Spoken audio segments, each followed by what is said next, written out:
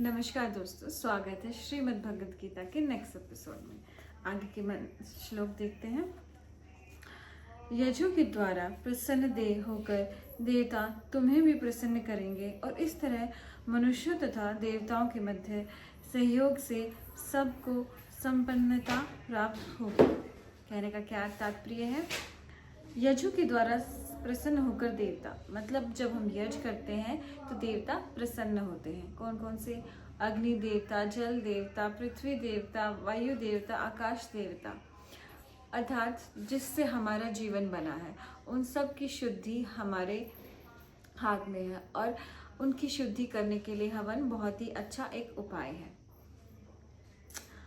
तुम्हें भी प्रसन्न करेंगे और उससे हमें प्रसन्नता मिलेगी और इस तरह मनुष्य तथा देवताओं के मध्य सहयोग होगा। जब हम एक दूसरे को प्रसन्न करेंगे, हम देवताओं को प्रसन्न कर रहे हैं, देवता हमें प्रसन्न कर रहे हैं, तो आपस में हमारा सहयोग बनेगा, तो सबको संपन्नता प्राप्त होगी। देखिए, कई लोग बोलते हैं कि क्यों हवन में घी डाला, खाद क्यों नहीं लेते हैं? क्योंकि देखिए, जैसे आपने 1 चम्मच घी खाया और वही 1 चम्मच अगर आपने हवन में डाला तो वो 1000 गुना बढ़ जाता है और वो सारे हमारे घर को शुद्ध कर देता है। हम प्रतिदिन ऐसी क्रियाएं करते हैं जिससे बदबू उत्पन्न होती है। जैसे हम वॉशरूम में जाते हैं बार बार, तो उससे स्मेल उत्पन्न होती है, तो उस स्मेल को हटाना हमारा कर्तव्य बन जाता है। और कैसे हटती है वो हवन करने से हटेगी। आप अच्छे अच्छे पेड़, खुशबूदार फूलों के पेड़ लगाएंगे, उससे ना कि एक परफ्यूम लाया और सारे घर में फैला दिया। तो वो क्या है, वो एक टेम्परेरी है और उस परफ्यूम को बनने में फैक्ट्री लगेगी, फिर उससे पॉल्यूशन होगा। तो सबसे अच्छा उपाय है यज्ञ करना और पेड़ पौधे लगाना। तो उस तरह से हम अपने देवताओं को खुश कर सकते हैं। अब इसमें क्या है, यहाँ पे ये क्या लिखा गया है कि हमें अपना जीवन कैसे जीना है। अगर हम अच्छे से जिएंगे, अगर हम जो कार्य हमें दिया गया है उसको करेंगे तो एक संतुलन बना रहता है।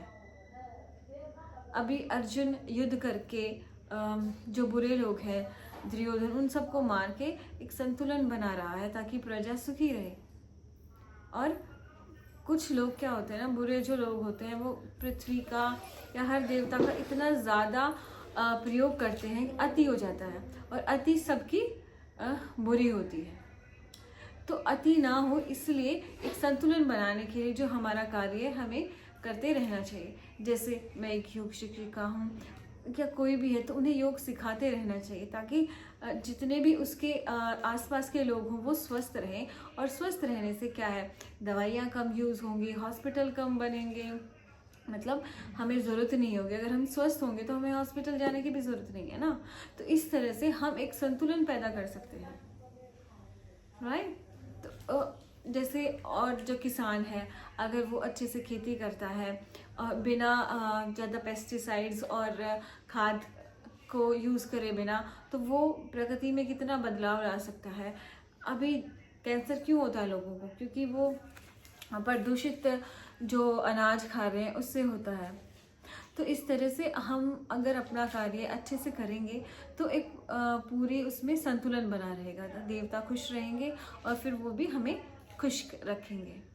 अभी हमने इतना ज़्यादा पृथ्वी का दोहन कर लिया है जिससे ग्लोबल वार्मिंग हो रही है। मतलब हम देवताओं को दुखी कर रहे हैं, उनको दुख पहुंचा रहे हैं। कैसे? ज़्यादा से ज़्यादा हम चीज़ों का इस्तेमाल करके उनसे ग्लोबल वार्मिंग कर रहे हैं, गर्मी पैदा हो रही है जिससे फिर बाढ़ आती है और समुद्र का तट भी ऊपर आता जा रहा है, सुनामी आ रही है। तो ये सब चीज़ें हमें ध्यान में रखनी चाहिए। उसी तरह हमें अपने व्यवहार में भी देखना चाहिए। जब हम अपने इंद्रियों को वश में नहीं रखते हैं, जैसे हमें खाने का बहुत शौक़ है, हम नॉन वेज खाते हैं, उससे कितनी जीवों की हत्या होती है। और फिर जो जीवों की हत्या होने के बाद जो उनकी किलकारियाँ आसमान में जाती है, किसी की रोने की ध्वनि से आसपास की चीज़ों में ना नेगेटिविटी आती है।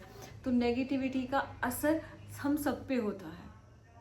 मान लिया कोई टीचर है, उसने नॉन वेज खाया, उसके अंदर वो नेगेटिविटी आ गई, अगले दिन उसने जाके स्कूल में फिर बच्चों को नेगेटिविटी के साथ पढ़ाया, डांट के फटकार के पढ़ाया, फिर उन बच्चों का भी स्वभाव ऐसा ही हो जाएगा।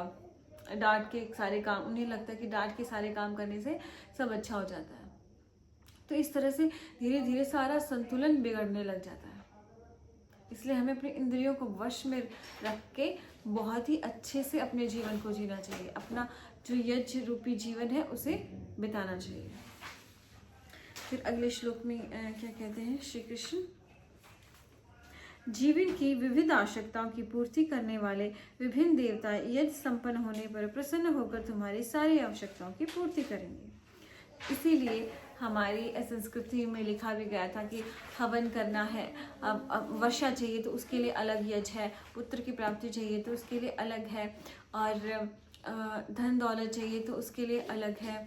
तो ये सारे यज्ञ हम करते थे, और अगर हम उस कर्म कांड को ना करें, हवन को ना करें, लकड़ियाँ और ये सामग्री और ये सब को यूज़ ना करें, तो हम अपने जीवन में भी यज्ञ कर सकते हैं। जैसे अगर आपको धन दौलत चाहिए तो आपने जितना भी कमाया है उसका 10% आप दान दीजिए, तो आपके पास धन की कभी नहीं रहेगी कभी भी। आप ये अपने जीवन में अप्लाई कर सकते हैं।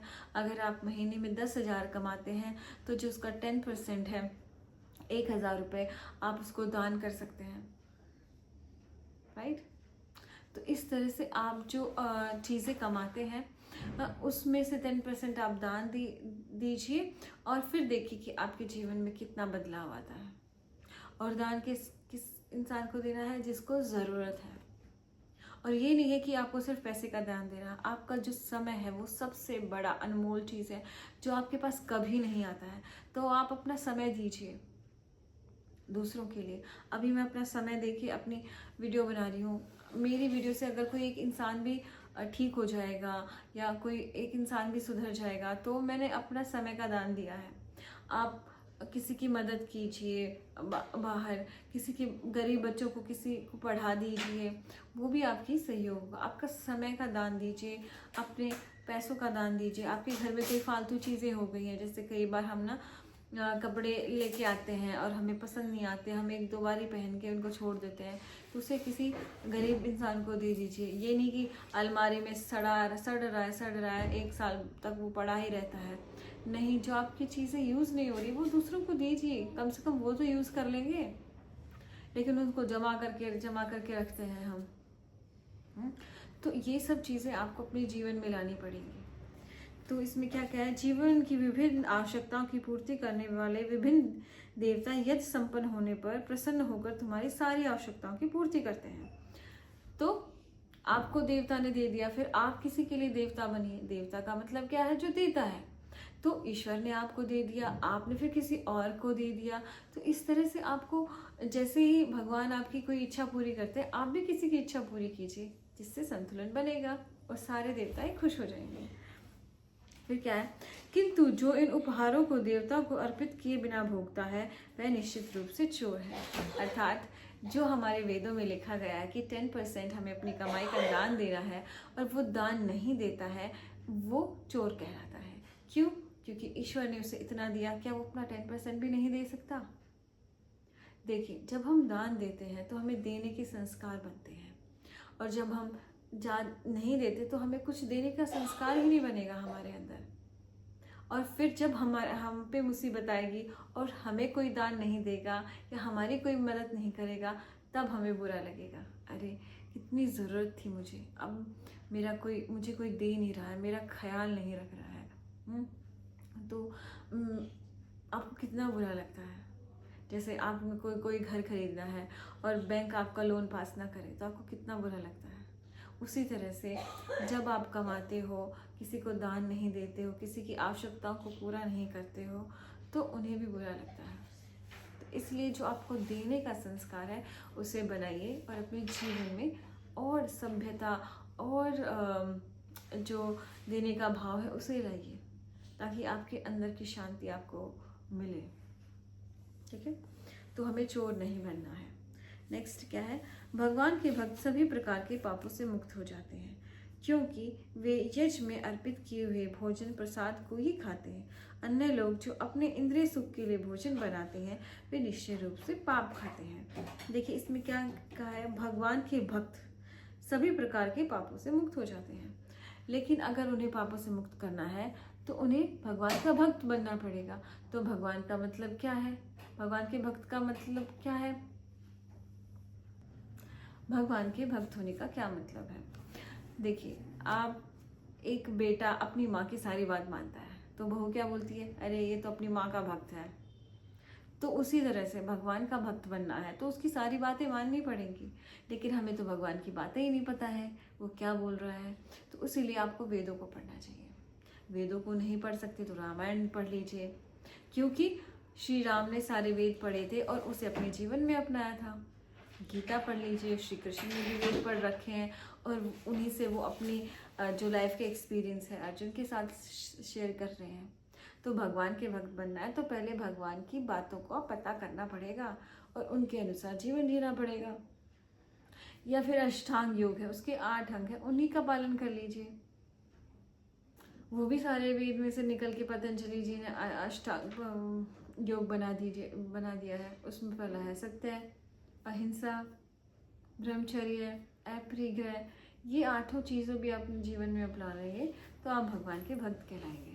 ये नहीं है कि सुबह शाम घंटी बजा के पूजा कर ली, वो हो गए हम भगवान के भक्त हो गए। नहीं,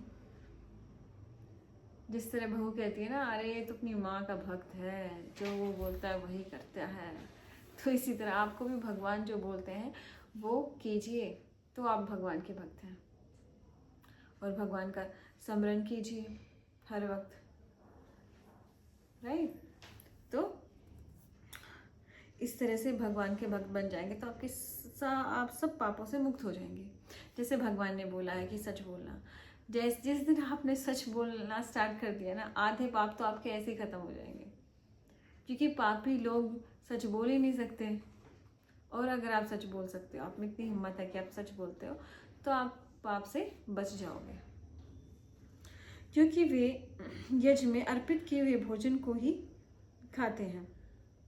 देखिए, अब प्रसाद जो है कितने आप मन से खाते हो और प्रसाद को कितने मन से बनाते हैं। तो उसी तरह जो घर की महिलाएं हैं, उन्हें रसोई में जो खाना, हर दिन का खाना, चाहे वो कुछ बनाए, चाहे वो एक रोटी बनाए, सब्जी बनाए, चावल बनाए, दूध बनाए, उसका क्या करना है, उसे मन से करना है, खुशी खुशी करना है, ताकि वो प्रसाद बन जाए। और घर वालों को भी ऐसे ही खाना है। ये नहीं कहना कि अरे इसमें तो मिर्च ज़्यादा है, इसमें नमक कम है, इसमें पानी कम है, आज अच्छी नहीं बनी, टेस्ट नहीं आया, चलो बाहर खाते हैं। ऐसे अगर आप खाओगे तो वो आपको लगेगा ही नहीं, तो वो पाप हो जाएगा आपका। तो हमें अपना खाना प्रसाद की तरह ही खाना है। अन्य लोग जो अपने इंद्रिय सुख के लिए भोजन बनाते हैं वे निश्चय रूप से पाप खाते हैं। और जो लोग इंद्रिय सुख के लिए भोजन बनाते हैं, हाँ भाई बारिश हो गई आज तो पकोड़े खा लेते हैं, तो वो क्या है, वो पाप कर रहे हैं। लेकिन जब आप अपने सेहत के लिए कि हाँ मुझे स्वस्थ रहना है, तो आप क्या करेंगे, आप फ्रूट्स खाएंगे, आप सात्विक भोजन खाएंगे, कम मिर्च मसाले का भोजन खाएंगे, ताकि मैं स्वस्थ रहूँगा। तो मेरे देश में कम हॉस्पिटल्स की ज़रूरत पड़ेगी, कम मेडिसिन्स की ज़रूरत पड़ेगी, कम एम्बुलेंस की ज़रूरत पड़ेगी। तो वही जो खर्चा है हम कहीं और लगा सकते हैं, डेवलपमेंट में लगा सकते हैं।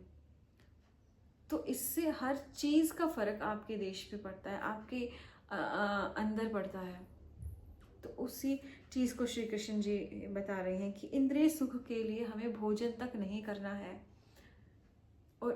और बातें तो बहुत दूर हैं। तो जो इंद्रिय सुख के लिए भोजन कर रहा है वो पाप कमा रहा है, और जो पाप कमाता है वो ईश्वर का भक्त नहीं बन सकता है। तो इस तरह से ईश्वर भक्ति में लग जाइए और यज्ञ, अपने जीवन को एक यज्ञ बना लीजिए कि उसमें हर चीज़ हमें शुद्ध देनी है, शुद्ध चीज़ों की आहुति डालनी है हवन में, शुद्ध बातों की, सच्चाई की आहुति डालनी है, ताकि हमारे जीवन में भी यज्ञ देवता हमें अच्छी अच्छी चीज़ें कर सकें। यज्ञ प्रार्थना में भी आता है कि यज्ञ से सारी कामनाएं पूर्ण हो जाती हैं। तो अपने जीवन को यज्ञ बनाइए और अपनी सारी अच्छी कामनाओं को पूर्ण कीजिए और हंसी खुशी सुखी रहिए। और पहला सुख क्या है, निरोगी काया।